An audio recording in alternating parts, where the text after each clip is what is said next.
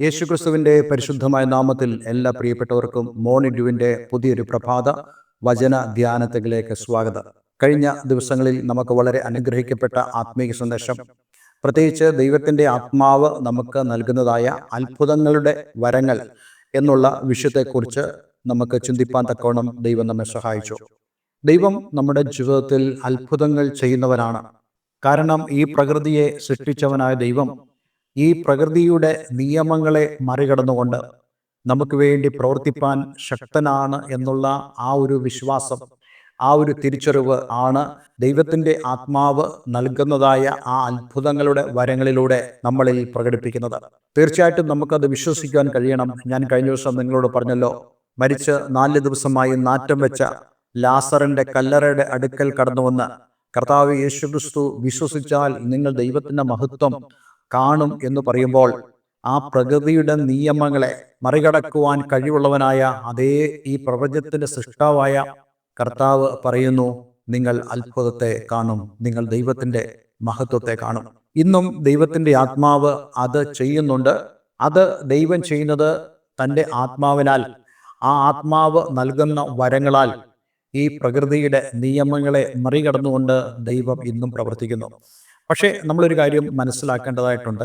ഏതു വരമാണെങ്കിലും അത് നമുക്ക് എപ്പോഴും നമ്മുടെ ഇഷ്ടത്തിനനുസരിച്ച് ചെയ്യാവുന്ന ഒന്നല്ല. മറിച്ച് അത് ദൈവത്തിന്റെ തീരുമാനവും ദൈവത്തിന്റെ ഇഷ്ടത്തിനും അനുസരിച്ചാണ് ആ വരങ്ങളുടെ ഉപയോഗം വരുന്നത്. ഞാൻ നിങ്ങളോട് കർത്താവ് യേശുക്രിസ്തു തന്നെ ഈ ഭൂമിയിലായിരുന്ന സമയത്ത് തൻ്റെ ശുശ്രൂഷയുടെ അനുഭവങ്ങളിൽ എപ്പോഴും യേശു അത്ഭുതങ്ങൾ ചെയ്യുന്നില്ല. യേശുക്രിസ്തുവിന് അത്ഭുതങ്ങൾ പ്രവർത്തിക്കാൻ കഴിയാതിരുന്ന സന്ദർഭങ്ങളുണ്ട്. അതിനർത്ഥം അവിടെ പിതാവായി ദൈവത്തിന്റെ ഇഷ്ടം, ആ മഹത്വത്തിനാണ് യേശുക്രിസ്തു പ്രാധാന്യം കൊടുത്തതെന്നാണ് നമുക്ക് മനസ്സിലാക്കാൻ കഴിയുന്നത്. അതുപോലെ തന്നെയാണ് ദൈവത്തിന്റെ ഇഷ്ടത്തിന്, അവന്റെ ഹിതത്തിന്, അവന്റെ നിയോഗത്തിന് പ്രാധാന്യം കൊടുത്തു വേണം ഇങ്ങനെയുള്ള ശുശ്രൂഷകൾ ചെയ്യുവാൻ. അതും ദൈവത്തിന്റെ ആത്മാവ് താൻ ഉദ്ദേശിക്കുന്ന വ്യക്തികളിലൂടെ, അല്ലെങ്കിൽ താൻ ഉപയോഗിക്കാൻ ആഗ്രഹിക്കുന്ന ആ വ്യക്തിക്ക് ആ അത്ഭുതങ്ങളുടെ വരങ്ങൾ കൊടുത്താണ് ആ ശുശ്രൂഷ ചെയ്യിപ്പിക്കുന്നതെന്നും നമ്മൾ മനസ്സിലാക്കേണ്ടതായിട്ടുണ്ട്. പൊതുവെ നമ്മുടെ ഇടയിലുള്ള ഒരു ചിന്താഗതി എന്ന് പറയുന്നത്, ആരെങ്കിലും ഒരാൾ ഒരിക്കൽ ദൈവം തന്നെ ഒരു അത്ഭുതം പ്രവർത്തിക്കുവാൻ ഉപയോഗിച്ചെങ്കിൽ നമ്മളെപ്പോഴും ആ ആളിൽ നിന്നും അത്ഭുതങ്ങൾ പ്രതീക്ഷിച്ചുകൊണ്ട് അവരുടെ അടുക്കൽ തന്നെ പോകാറുണ്ട്. അതുപോലെ തന്നെയാണ് മറ്റ് ഏതെങ്കിലും വരങ്ങളും ഒരാളിൽ കൂടെ ഒരിക്കലെങ്കിലും നമ്മൾ അനുഭവിച്ചെങ്കിൽ നമ്മൾ വിചാരിക്കുന്നത് എപ്പോഴും അദ്ദേഹത്തിൽ ആ വരം ഉണ്ട് എന്നുള്ളതാണ്. പക്ഷെ ദൈവത്തിന്റെ വചനം അങ്ങനെയല്ല നമ്മളോട് പ്രസ്താവിക്കുന്നത്. ഈ വരങ്ങളുടെ എല്ലാം തന്നെ നിർവഹണം ചെയ്യുന്നത് ദൈവത്തിന്റെ ആത്മാവ് തന്നെയാണ്. ദൈവത്തിന്റെ ആത്മാവിനെ ബോധിച്ചതുപോലാണ് ചെയ്യുന്നത് നമ്മൾ മനസ്സിലാക്കേണ്ടതായിട്ടുണ്ട്. നമ്മൾ വായിച്ചതായ 1 കൊരിന്ത്യർ 12-ാം അധ്യായം അതിൻ്റെ 9-ാം വാക്യത്തിലായിരുന്നല്ലോ കഴിഞ്ഞ ദിവസം നമ്മൾ ചിന്തിച്ചത്. വേറെ ഒരുത്തന് അതേ ആത്മാവിനാൽ വിശ്വാസം, മറ്റൊരുവിന് അതേ ആത്മാവിനാൽ രോഗശാന്തിയുടെ വരം. ഇന്നലെ നമ്മൾ ചിന്തിക്കാൻ തുടങ്ങിയത് 10-ാമത്തെ വാക്യമാണ്. മറ്റൊരുവന് വീര്യപ്രവൃത്തികൾ, അതാണ് ഈ അത്ഭുതത്തിന്റെ വരമെന്ന് പറയുന്നത്. ഇന്ന് നമ്മൾ ചിന്തിക്കാൻ പോകുന്നത് അതിന്റെ 2-ാമത്തെ ഭാഗമാണ്. മറ്റൊരുവന് പ്രവചനം. നമുക്ക് എല്ലാവർക്കും അറിയാവുന്ന പോലെ പ്രവചനം എന്നുള്ള വിഷയത്തിന്, ആ ഒരു കാര്യത്തിന് ഇന്ന് വലിയ പ്രാധാന്യമുണ്ട്. അത് ആത്മീക മേഖലയിലാണെങ്കിലും സെക്യുലറായ മേഖലയിലാണെങ്കിലും പ്രവചനത്തിന് വലിയ പ്രാധാന്യമുണ്ട്. നമുക്കറിയാമല്ലോ, ഇപ്പോൾ ഇലക്ഷൻ അടുത്തു വരികയാണ്. ആ ഇലക്ഷനുമായി ബന്ധപ്പെട്ട് അഭിപ്രായ സർവേകൾ, പ്രവചനങ്ങൾ, ഇതൊക്കെ ആളുകൾ നടത്തുമ്പോൾ അതിനൊക്കെ നല്ല ഒരു വ്യൂവർഷിപ്പ് നമുക്ക് കാണാൻ കഴിയുന്നുണ്ട്. കാരണം ആളുകളെല്ലാം പ്രവചനം വളരെയധികം ഇഷ്ടപ്പെടുന്നു.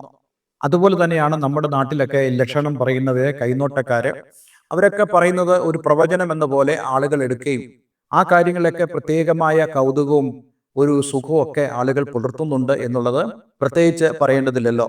ആത്മീയമായ ലോകത്തും നമുക്കത് വളരെ ദൃശ്യമാണ്. ആളുകൾക്ക് പ്രവചനം വളരെ ഇഷ്ടമാണ്. പ്രത്യേകിച്ച് ആളുകൾക്ക് എപ്പോഴും അറിയാൻ ആഗ്രഹമുള്ളത് ഫ്യൂച്ചറിനെ കുറിച്ച്, അവരുടെ ഭാവിയെക്കുറിച്ച്, ഭാവി എന്തായിത്തീരും. അതേപോലെ തന്നെ ചില ആളുകൾക്ക് കഴിഞ്ഞ നാളുകളിൽ അവരുടെ അവസ്ഥ എന്തായിരുന്നു എന്നുള്ളത് മറ്റൊരാൾക്ക് അറിയത്തില്ല. എന്നാൽ അറിയാതിരിക്കുന്ന ഒരാൾ വന്ന് അത് പ്രവചനമായി പറയുമ്പോൾ അവർക്ക് അതിൽ വലിയൊരു സന്തോഷമൊക്കെ തോന്നുന്നത് നമുക്ക് കാണാൻ കഴിയാറുണ്ട്. പക്ഷെ എന്താണ് ദൈവത്തിന്റെ വചനം പ്രവചനം എന്നുള്ള വിഷയത്തെക്കുറിച്ച് പറയുന്നത്? ദൈവത്തിന്റെ വചനത്തിൽ, പ്രത്യേകിച്ച് പഴയ നിയമ പുസ്തകങ്ങളിൽ നമുക്ക് പ്രവാചക ഗണങ്ങളെക്കുറിച്ച്, പ്രവാചക ശിഷ്യന്മാരെ കുറിച്ച്, പ്രവാചകന്മാരെ കുറിച്ച് നമുക്ക് കാണാൻ കഴിയുന്നുണ്ട്. ഈ പ്രവാചകന്മാരെല്ലാം ദൈവം കാലാകാലങ്ങളിൽ എഴുന്നേൽപ്പിച്ചവരായ പ്രവാചകന്മാരായിരുന്നു.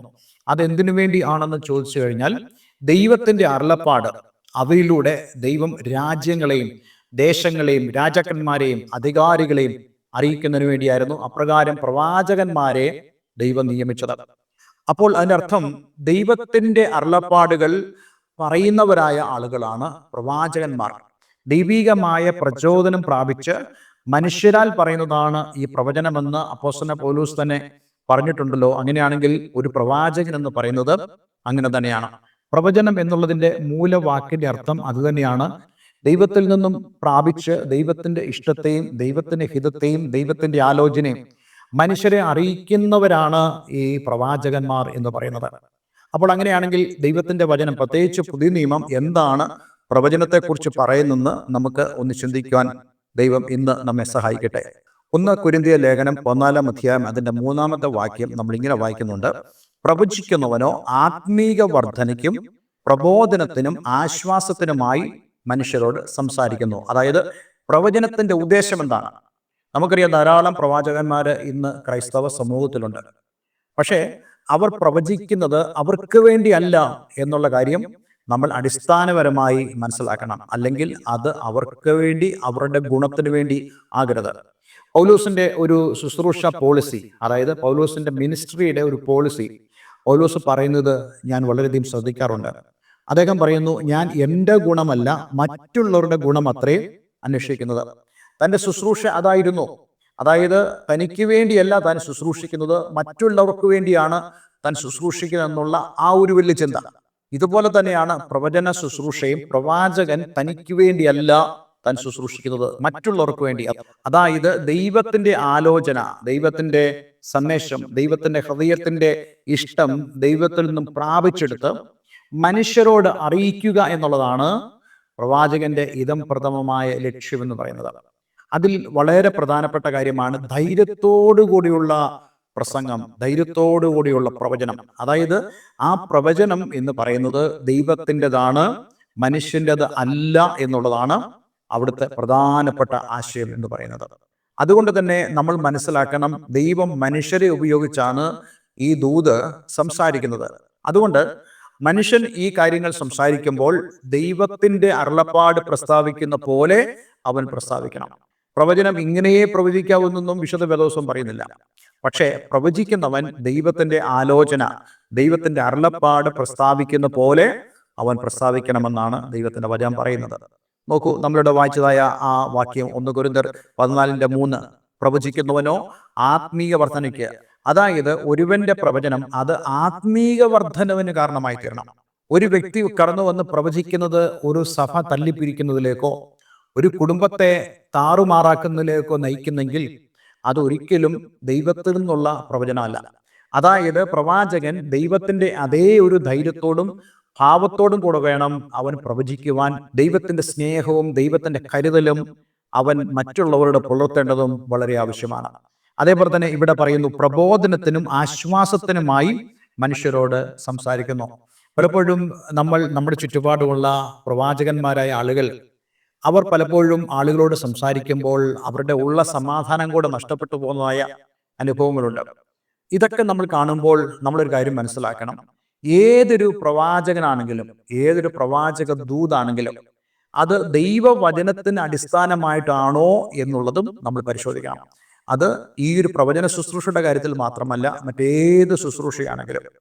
ഞാൻ കണ്ടിട്ടുള്ള കാര്യമാണ്, രക്ഷിക്കപ്പെടാത്തവരായ ആളുകൾ, മോശമായി നടക്കുന്ന ആളുകൾ, അവരോട് ചിലർ പ്രവചനം എന്ന വണ്ണം അവർക്ക് ദൈവം ഏതാണ്ട് വലുത് കൊടുക്കാൻ പോവുകയാണ്, ദൈവം അവരെ മാനിക്കാൻ പോവുകയാണ്, അവരുടെ ബിസിനസ് വളർത്താൻ പോവുകയാണ്, അവർ വാലല്ല തലയാകും എന്നൊക്കെ പറയുമ്പോൾ ഇത് ദൈവത്തിൽ നിന്നാണോ എന്നുള്ളത് നമ്മൾ വചനം വെച്ച് പരിശോധിക്കണം. ഇങ്ങനെയുള്ള പ്രവാചകന്മാരിൽ നിന്നും നമ്മൾ ഒഴിഞ്ഞു നിൽക്കണം. അവരുടെ ശുശ്രൂഷകളിൽ നമ്മൾ പങ്കെടുക്കാൻ പാടില്ല. നോക്കൂ, നിങ്ങൾ കാണുന്നതായ പ്രവാചകന്മാർ ആരോടാണ് പ്രവചിക്കുന്നത്? ദൈവത്തിന്റെ ഇഷ്ടം മറ്റുള്ളവരോട് പറയുമ്പോൾ ആ വ്യക്തി മാനസാന്തരപ്പെട്ടതാണോ? ആ പ്രവാചകൻ എന്ന് പറയുന്ന ആള് ദൈവത്തിന്റെ ഇഷ്ടം മറ്റുള്ളവരോട് പറയുന്നു എന്ന ഭാവേന സംസാരിക്കുമ്പോൾ ആ കേൾക്കുന്നതായ വ്യക്തി അല്ലെങ്കിൽ ആരോടാണോ പറയുന്നത് ആ വ്യക്തി മാനസാന്തരപ്പെട്ടതാണോ, രക്ഷിക്കപ്പെട്ടതാണോ, ആ വ്യക്തി കർത്താവ് യേശുക്രിസ്തുവിനെ കുറിച്ച് അറിവുള്ളവനാണോ എന്നൊക്കെ നമ്മൾ പരിശോധിക്കണ്ടേ. അല്ലാതെ ഏതെങ്കിലും ഒരു വ്യക്തിയോട് ഒരു പ്രവാചകൻ എന്ന് പറയുന്ന ആൾ ദൂത് പറയുമ്പോൾ അതിനെല്ലാം ഹല്ലേലൂയയും സ്തോത്രവും പറഞ്ഞ് നമ്മൾ അങ്ങനെയുള്ള പ്രവാചകന്മാരെ സപ്പോർട്ട് ചെയ്താൽ നമ്മൾ ചെയ്യുന്നത് പിശാചിനെ തന്നെ സപ്പോർട്ട് ചെയ്യുന്നതിന് തുല്യമാണ്. അതായത് ഞാൻ ഈ പറയുന്നതിൻ്റെയൊക്കെ പ്രധാനപ്പെട്ട കാരണം ദൈവവചനത്തിന് അടിസ്ഥാനമായിട്ട് വേണം പ്രവചിക്കുവാൻ. കേവലം പ്രവചനം മാത്രമല്ല, ആരോടാണോ ആ വ്യക്തി പ്രവചനമായി സംസാരിക്കുന്നത് ആ വ്യക്തിക്ക് ദൈവവുമായിട്ടുള്ള ഏതെങ്കിലും ബന്ധമുണ്ടാകണം.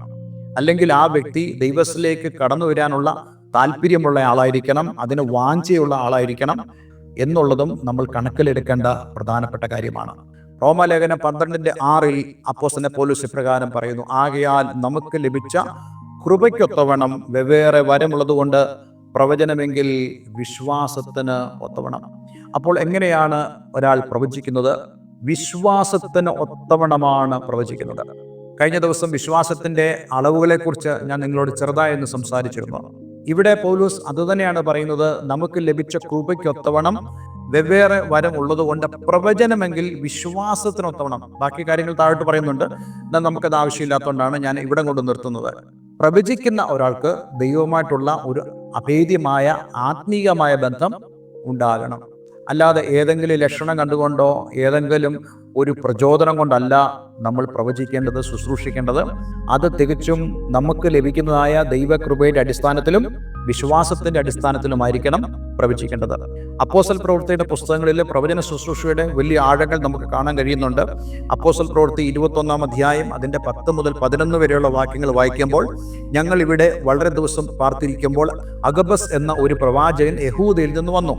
അവൻ ഞങ്ങളുടെ അടുക്കൽ വന്ന് പൗലോസിന്റെ അരക്കച്ചയെടുത്ത് തന്റെ കൈകാലുകളെ കെട്ടി, ഈ അരക്കച്ചയുടെ ഉടമസ്ഥനെ യഹൂദന്മാർ യെരൂശലേമിൽ ഇങ്ങനെ കെട്ടി ജാതികളുടെ കയ്യിൽ ഏൽപ്പിക്കുമെന്ന് പരിശുദ്ധാത്മാവ് പറയുന്നുവെന്ന് പറഞ്ഞു. നോക്കൂ, എത്ര വലിയ കൃത്യതയുള്ള ഒരു പ്രവചനമാണ്.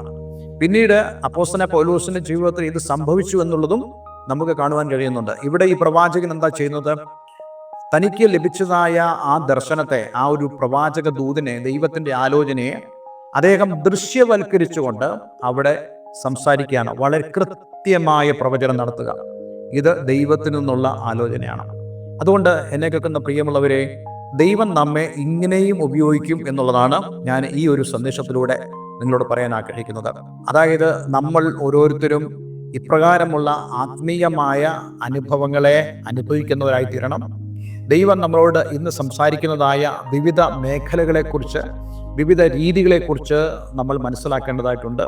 എങ്കിൽ മാത്രമേ നമ്മുടെ ക്രിസ്തു ജീവിതത്തിൽ കൂടുതൽ വ്യക്തതയോടുകൂടെ നമുക്ക് മുന്നോട്ട് പോകാൻ കഴിയത്തുള്ളൂ. ഇതെല്ലാം തന്നെ ദൈവം ചെയ്യുന്നത് നമ്മിലൂടെയാണ് എന്നുള്ള വസ്തുത നമ്മളെപ്പോഴും ഓർത്തിരിക്കേണ്ടത് ആവശ്യമാണ്.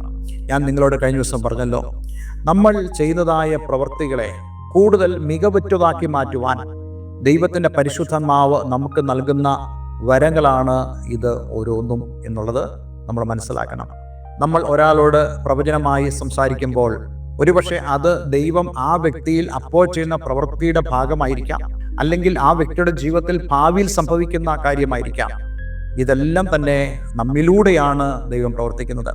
അതേപോലെ തന്നെ നമ്മൾ മനസ്സിലാക്കേണ്ട മറ്റൊരു കാര്യം, പൊതുവെ ആളുകൾ സംസാരിക്കുന്ന ഒരു കാര്യമാണ് പ്രവചനം എന്ന് പറയുന്നത് പ്രസംഗം ആണ് എന്നുള്ളത്. പക്ഷേ ദൈവത്തിന്റെ വചനത്തിൽ പ്രസംഗത്തിന് ഉപയോഗിക്കുന്നതായ മൂലവാക്കും അതേപോലെ തന്നെ പ്രവചനത്തിന് ഉപയോഗിക്കുന്നതായ മൂലവാക്കും രണ്ടും രണ്ട് തന്നെയാണ്. കാരണം പ്രസംഗം എന്നുള്ളത് അത് ദൈവത്താൽ പ്രചോദിതമാകണമെന്ന് നിർബന്ധമൊന്നുമില്ല. അത് ഒരു വ്യക്തിക്ക് ദൈവവചനം വായിച്ച് അതിനെക്കുറിച്ചൊരു എക്സ്പ്ലനേഷൻ, ടീച്ചിങ്സ് ഒക്കെ ആ വ്യക്തിക്ക് നടത്താം. പക്ഷേ പ്രവചനം എന്ന് പറയുന്നത് അത് തികച്ചും ദൈവത്തിൽ നിന്ന് പ്രാപിച്ച് സംസാരിക്കുന്നതാണ് പ്രവചനം. അങ്ങനെ ശുശ്രൂഷിക്കുന്ന അനേക ദൈവദാസന്മാരെ എനിക്കറിയാം. അതുകൊണ്ട് എന്നെ കേൾക്കുന്ന പ്രിയമുള്ളവരെ, ഇതൊക്കെ നമുക്ക് പ്രാപ്യമാകുന്നത് ഇവിടെ നമ്മൾ വായിച്ചതുപോലെ വിശ്വാസത്താലും നമുക്ക് ലഭിക്കുന്ന ദൈവത്തിൻ്റെ കൃപയാലുമാണ്. അതിനായി നമുക്ക് നമ്മെ തന്നെ സമർപ്പിക്കാനും അതേ ദൈവിക പ്രവൃത്തിക്ക് വേണ്ടി നമുക്ക് നമ്മളെ തന്നെ ദൈവകരങ്ങളിലേക്ക് ഏൽപ്പിച്ചു കൊടുത്ത് പരിശുദ്ധാത്മാവിൻ്റെ ആ ഗൈഡൻസിലൂടെ, പരിശുദ്ധാത്മാവ് നമുക്ക് നൽകുന്ന ആ കൃപാവരങ്ങളിലൂടെ നമ്മളുടെ പ്രവൃത്തികളെ കൂടുതൽ മെച്ചമാക്കുവാൻ ദൈവം നമ്മെ സഹായിക്കട്ടെ. ഒരു വാക്ക് പ്രാർത്ഥിക്കാം. സ്വർഗപിതാവേ, ഇന്ന് ഞങ്ങളെ കേൾപ്പിച്ച വളരെ മനോഹരമായ സന്ദേശത്തിനായി സ്തോത്രം. ഞങ്ങൾ ദൈവകരങ്ങളിൽ ഉപയോഗിക്കപ്പെടേണ്ടവരാണെന്നും ഞങ്ങളിൽ തന്നെ ആശ്രയിക്കേണ്ടവരല്ല, എന്നാൽ ദൈവം ഞങ്ങളിലൂടെ ദൈവത്തിൻ്റെ ആത്മാവിനാൽ ചെയ്യുന്ന പ്രവൃത്തികൾ കൂടുതൽ മെച്ചമായും അനേകർക്ക് അനുഗ്രഹമായി തീരുമെന്നും ഞങ്ങൾ അറിയുന്നു. ഇന്ന് ഈ വചനം കേൾക്കുന്ന ഏവരെ ഞാൻ യേശുവിൻ്റെ നാമത്തിൽ അനുഗ്രഹിക്കുന്നു. ദൈവത്തിൻ്റെ പരിശുദ്ധാത്മാവിൻ്റെ വരങ്ങളാൽ നിറയുവാൻ എന്നെ കേൾക്കുന്ന പ്രിയമുള്ളവർ എല്ലാവരെയും അങ്ങ് സഹായിക്കണമെന്ന് പ്രാർത്ഥിക്കുന്നു. പ്രാർത്ഥന കേട്ടതിന് നന്ദി. യേശു ക്രിസ്തുവിൻ നാമത്തിൽ തന്നെ. ആമേൻ, ആമേൻ. ഇന്നത്തെ വേദവചനം നിങ്ങളുടെ ജീവിതത്തിൽ വളരെ അനുഗ്രഹപ്രദമായി തീർന്നു എന്ന് ഞാൻ വിശ്വസിക്കുന്നു. ദയവായി ഈ സ്ക്രീനിൽ കാണുന്ന ഫോൺ നമ്പറുകളിൽ ഞങ്ങളെ വിളിക്കുക. നിങ്ങളുടെ പ്രാർത്ഥന വിഷയങ്ങളെ ഞങ്ങളുമായി ഷെയർ ചെയ്യുക. നിങ്ങൾക്ക് ആത്മീയമായ കൂട്ടായ്മയ്ക്ക് താല്പര്യമുണ്ടെങ്കിൽ അതിന് ഞങ്ങളെ കോൺടാക്ട് ചെയ്യാവുന്നതാണ്. എല്ലാവരും ദൈവം അനുഗ്രഹിക്കട്ടെ. Have A nice day. God bless you all.